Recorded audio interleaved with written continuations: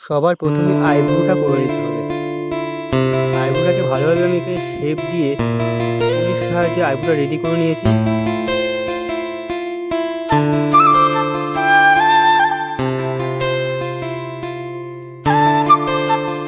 আইব্রোটা ready হয়ে গেলে সেটাকে কনসিলার দিয়ে ভালোভাবে শেপ দিয়ে নিয়েছি।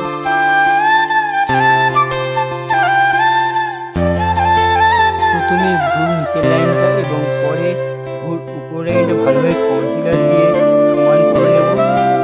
আর কনসিলার দেওয়া হয়ে গেলে ব্লেন্ডারের সাহায্যে ভালোভাবে ব্লেন্ড করে দিতে হবে।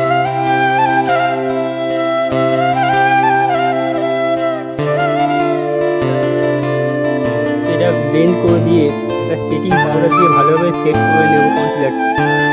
কনসিলার সেট করে নেওয়ার পরে চোখের পাতাতে প্রথমে একটা স্কিন কালার আইশ্যাডো দিয়ে ভালোভাবে ব্লেন্ড করে দেবো। স্কিন কালার আইশ্যাডো দেওয়া হয়ে গেলে ডিপ ব্রাউন কালার আইশ্যাডো দিয়ে এটাকে ভালোভাবে ব্লেন্ড করে নেব।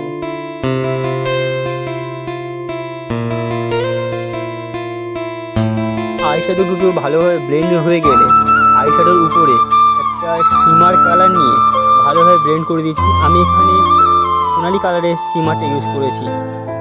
শিমারটা ভালোভাবে দিয়ে নিয়ে তার উপরে আমি হাইলাইটার ইউজ করেছি। এখানে সাদা কালার হাইলাইটার দিয়ে ভালোভাবে ব্লেন্ড করে দিয়েছি। শিমার আর হাইলাইটটা ভালোভাবে মিশিয়ে দিয়েছি। প্রথমে কাজল দিয়ে ভালোভাবে লাইনারটা টেনে নেব।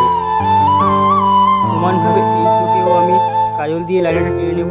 কাজল দিয়ে লাইনার টেনে নেওয়া হয়ে যাওয়ার পরে আমি আইলাইনার ইউজ করব কাজলের উপরে।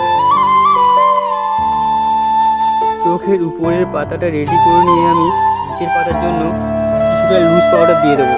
আর তারপরে চোখের নিচের পাতাতে ভালোভাবে কাজল দিয়ে নেব। কাজল দেওয়া হয়ে গেলে উপরে যে সিমার কালারটা লাগিয়েছিলাম সেই সিমার কালারটা দিয়ে ভালোভাবে কাজলটাকে ব্লেন্ড করে দেবো। এইভাবে তৈরি করে নিতে পারো সহজ পদ্ধতিতে আই মেকআপ। ভিডিওটা কেমন লাগলো জানাবেন। ভালো লাগলে লাইক